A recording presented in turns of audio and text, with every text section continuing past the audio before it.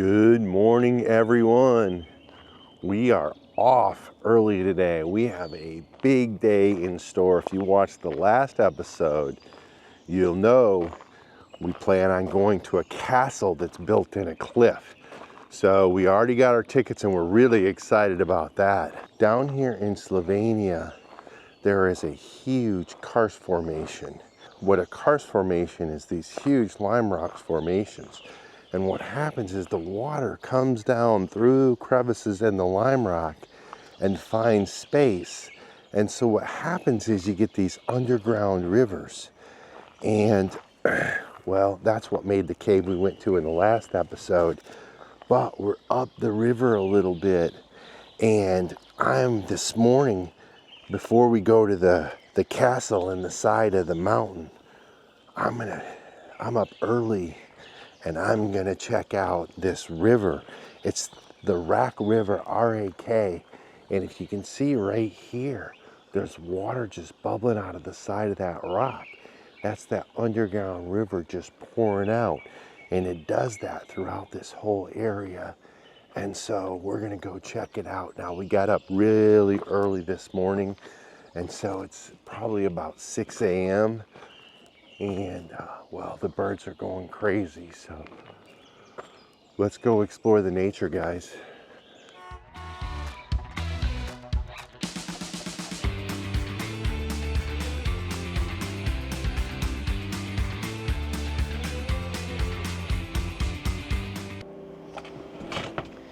So as you guys know by now, Kurt is out for a very early morning walk.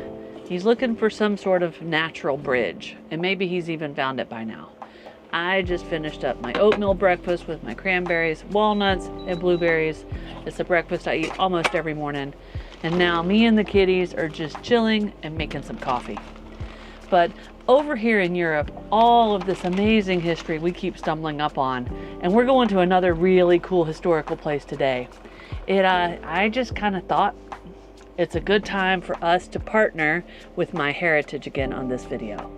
Now, you may remember a few months ago, Kurt used the MyHeritage website and tracked himself back all the way over here in Europe, way back like the 800s and stuff, and found out he is the direct descendant of a king, which is pretty cool. I have to give him that. But it just got me kind of curious about where I came from. Now, of course, over the years, I've heard stories about my family, but to be really honest with you, I don't know much about my true heritage beyond my great-grandparents. But we can search over 19 billion historical documents on MyHeritage to find records of your family members from all over the place. In fact, MyHeritage is the #1 family history service. So let's get to work. So I've been able to follow 4 of my grandparents' lines all the way up back to the 1800s, super easy with all of MyHeritage's tools. But I wanted to just pick 2 of those and focus on it and see how far back I need to go to find out when my ancestors came over from Europe to the United States. So I picked 2, one from my mom's side, one from my dad's side, and this is what I found so far. On my mom's side, I was able to track all the way back to my grandfather from 13 generations ago. Now, I know he was born in England in 1588, but he got married in Virginia in 1611. So that is when that side of my family made the journey over to what is now the United States. Now, on my dad's side, my grandfather from 10 generations ago, he sailed from the United Kingdom to Maryland in 1675. Now, before that, it looks like we pretty much came from France. And dating back so far as the 1300s, I can see portraits, occupations, where they lived, all kinds of really cool things. And it looks like my grandpa from 12 generations ago was the governor of Normandy, which is cool, especially since we're probably going to be visiting there this winter. I can see pictures and records from some of my direct ancestors where they were fighting in the Revolutionary War or the War of 1812. I really love how cool it is that you can find all these old photographs and portraits, and it's really pretty simple, guys. Now, I'm going to keep researching to see how far back I can go. And I'm going to check out all 4 of my grandparents' lines, not just the 2 I've been focusing on. And it's actually really pretty simple with MyHeritage to get started. All you need really is your parents' full name and your grandparents' full name. Just click the link in the description or scan the QR code that's on the screen right now to start your 14-day free trial. Now, we better head on back out to where Curt is, see what kind of shenanigans he is getting into, and I'm going to clean up this kitchen. So if you look below me there, you can see where more water is just pouring out the side of the mountain. And then over here to my right, there's another place too, where it's just coming out. All right, I'm not sure how this is going to come out on the video, but we've come up and you can see this huge cliff face right here in front of me. So we're on top of that and we're looking down into a big canyon, a big crevasse. And I can see kind of the opening of a cave down there where it's black. Down about 50 feet below that is the river. And so it looks like right there, it's carved a big cave and it's coming out of the mountain wall right there. I can hear the water. I can see the vines dangling down into the water. It's just like a big sinkhole, guys. The river at the bottom of it. All right, I'm working along the rim of this little canyon, if you will, here. And right here at the end, I believe is the natural bridge. And it's kind of obstructed by a lot of trees. But up here, you can kind of see the rock and the rail that goes over, and the river runs right below it. And there's a hole carved through there. Hopefully, we get a better peek than what we got right now, because it is obstructed.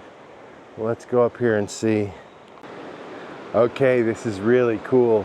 You can see the big archway, the big beam of rock just going over there, and I believe we can even walk across that. The river is so far down below. We gotta come down here to see if maybe we can see it. Ho, ho, ho, ho. How beautiful. All right, let's get around here a little bit more. There you go. Oh, so there's a little trail down there by it. So possibly we could get down there by the river, but that was the cave I was describing to you. And up here you can see better the natural bridge. So we'll go walk across that, and then we've got to head back. And hopefully you guys can see the river down there. Ha ha ha! What a beautiful morning in the nature, guys. I don't think my morning would be complete if I didn't walk across this bridge. And well, it's natural, so I don't think there was any human engineering to make sure it's safe. And clearly, not all of them are. This probably through here at one point in time was a cave, but we are now up on top of the natural bridge. So I turned away from that natural bridge, and to believe me, it was captivating. So I didn't really look around once I saw where it was and walked over the bridge. But I lifted my head up to leave. I saw this trail going down. Now, if you can see below the river there at the natural bridge into the canyon, there's a little trail that runs along the river. So I just thought to myself, if I follow this trail down, can I actually walk on that trail by the river? Oh my, can you see this, guys? It's both exciting and scary, to be honest with you. The natural bridge is up to the left. So if I can walk on that trail under the natural bridge, it would have to be along the river through this cave entrance that I'm walking down here. Look at this thing. I did not anticipate anything this incredible, guys.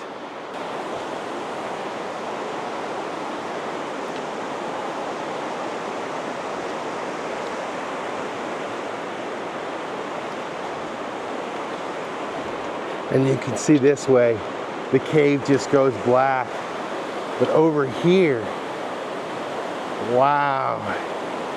So I don't know if there's a little trail along here or not.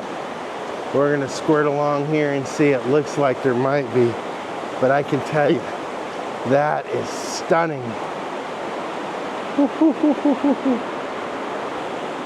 All right, so you can see the little trail I have right here around the way. So clearly when the water level's up, there's no way I could make it through here. But with the current conditions, I skated right through. Look at this. This is like Jurassic Park. Wow, what an incredible place. It opened up. So we came right through that cave right there. And there's some rapids right here with the green mossy rocks. And this is not a natural bridge. This is a homemade bridge made by man to cross this river. Wow. Oh my lands. This is more than I bargained for. And there's just beauty everywhere. There's more caves than I would have ever known. As the water just twists and winds right beneath the ground that I was standing on. And look at the river. Twists back. Oh, incredible.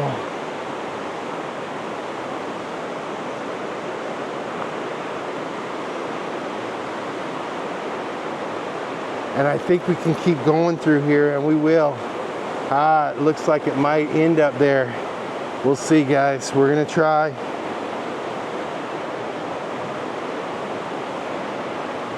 We're gonna try to keep going.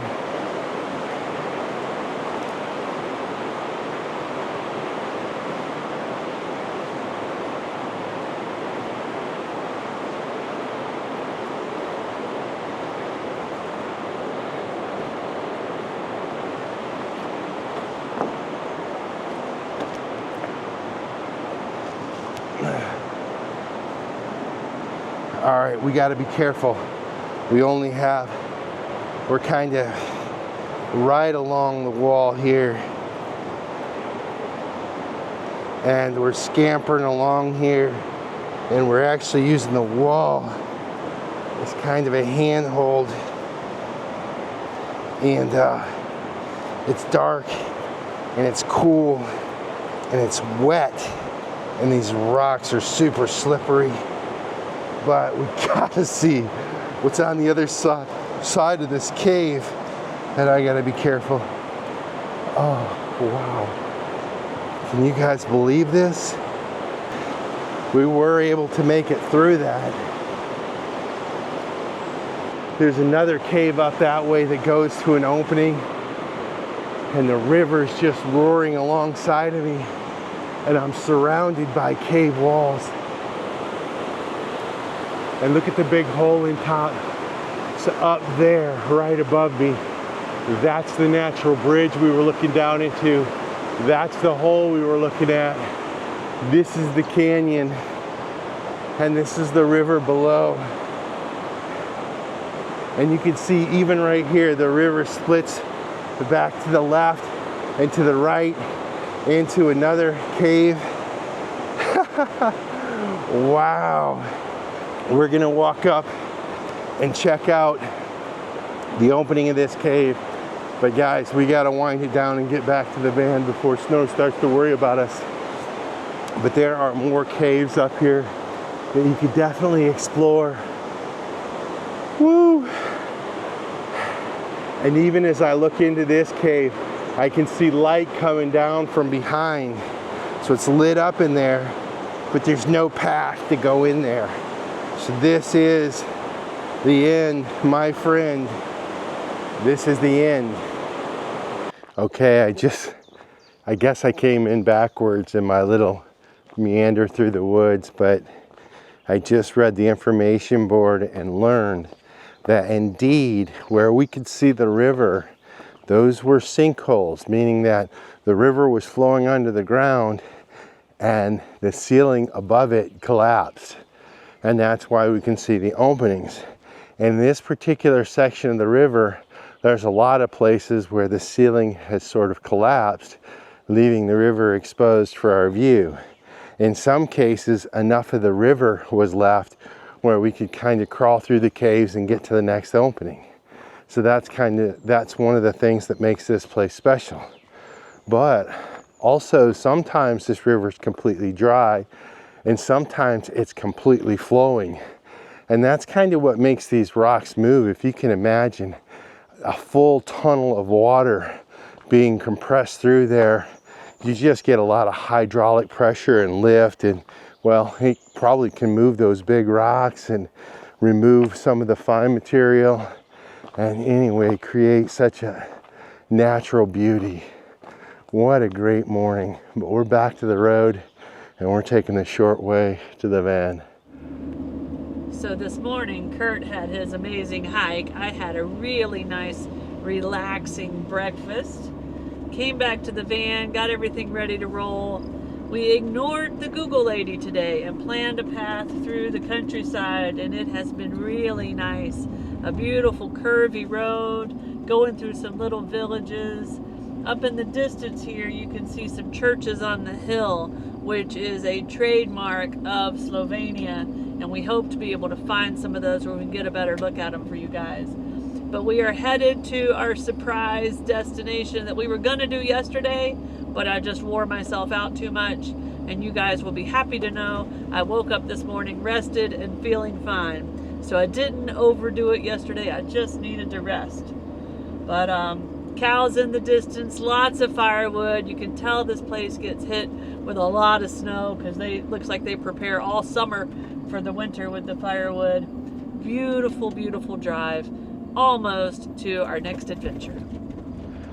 So look at this castle carved in the side of the mountain, and you can see the overhang above, all the swallows and pigeons buzzing around.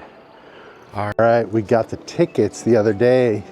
We went to the cave, and well, here we go, we're going in. This is the castle chapel. And it looks like the priest would actually stay in this room. And what's really cool about the location of it is it is right off of the fireplace room, which was in the 14th century, usually only one room in a castle was heated with a fireplace. Castles were known to be cold, damp, and really not nice places to live.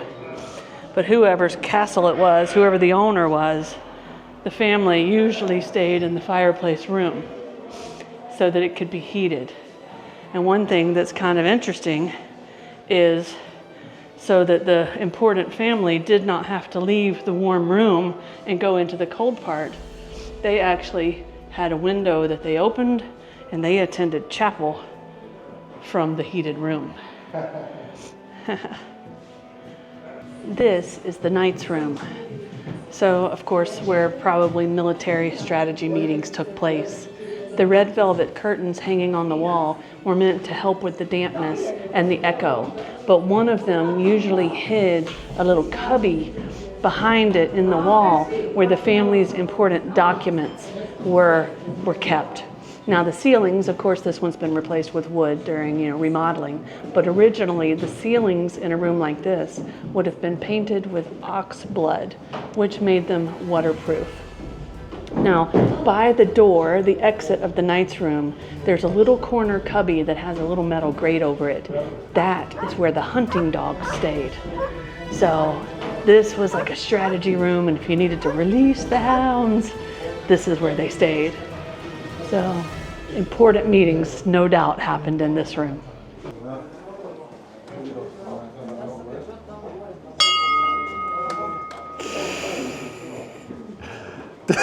Such a kid. So, as we said, this castle is built into the cave. So literally, places you see the cave walls, and it's pretty cool. All the little different nooks and crannies. And look here, and this is pretty low, guys. And there's water here too. Let's see what's on the other side. And you can see down below us, it's just down to the river down below. At a point in time, I bet a waterfall came down through here, but you can definitely see where all the water just pours down through this mountain and in through and around this castle. And as we get up into this part of the castle, where it turns into more of a cave, it's definitely wet and damp and cool, and you can see where the water just has been dripping down throughout the years. And in some places you can see little spaghetti stalactites, and the stairs just keep taking you up into this part. And I don't know if this is where the soldiers lived, because it's definitely not finished as much as the rest of the castle. No floors, but definitely some ruins of maybe some mills or some fire pits. And so I would imagine this is where the military folks or the workers or whatever stayed. But look at this. And up here at the very top, you can see they have a well. And then there's stairs. And this just keeps going on back up into this cave. Wow. So this part behind us is built literally into the original cave. It wasn't inhabited, they don't think anyway, unless the castle was penetrated, the built part. This was like a last resort defense area and was nearly impossible to penetrate by enemies trying to come in. So if the castle was under attack, people would retreat here. There were 2 floors, and they think there were a lot of small rooms in case people had to stay here for a long time while they were defending. But this is the part of the castle that makes this nearly impossible for enemies to get into. They could just hide here until the other enemy gave up. So this is what makes this castle special.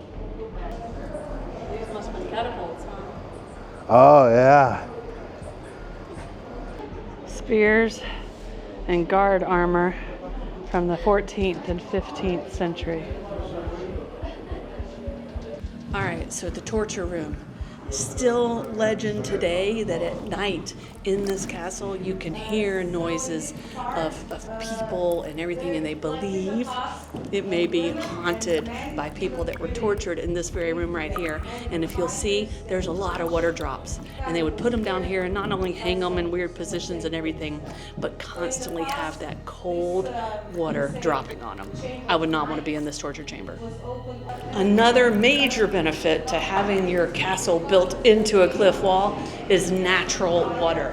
So there were natural caverns where places like this, water would just naturally drip out. It's throughout the entire castle, and they would just put one of these buckets underneath. So if you lived in this castle, you never had to worry about clean, drinkable, fresh water. So that's the terrace up there. Did you go all the way to the top for the view? So Jackie Chan filmed a movie here in 1986, and he actually was supposed to be the only one that could penetrate this castle. During filming, he fell and hurt himself really, really bad. So the saying is, this was impenetrable even to Jackie Chan. We did our best to show you this castle. The name of it is Predjama Castle, and there's a lot of tour buses here, so it was crowded. But it was built in the 1200s, and it's just known for being nearly impossible to get into. So one of the safest places you could live during the dangerous times of medieval times. So I enjoyed it. It was difficult to show you everything, but I hope you enjoyed it too. We're headed back to the van. And hey guys, don't forget to head over to MyHeritage. Just click the link in the description or scan the QR code that's on the screen right now to start your 14-day free trial. Where we'll head north, right? But this is where we wind down the video, so we will see you guys on the next one. Oh, you're gonna have to wait. Cheers. Guys. If you like this video, be sure to subscribe to our channel and hit that notification bell so you guys know when we put out new videos. And don't forget, you can always follow us over on Instagram to see what's going on in between videos. Cheers, guys!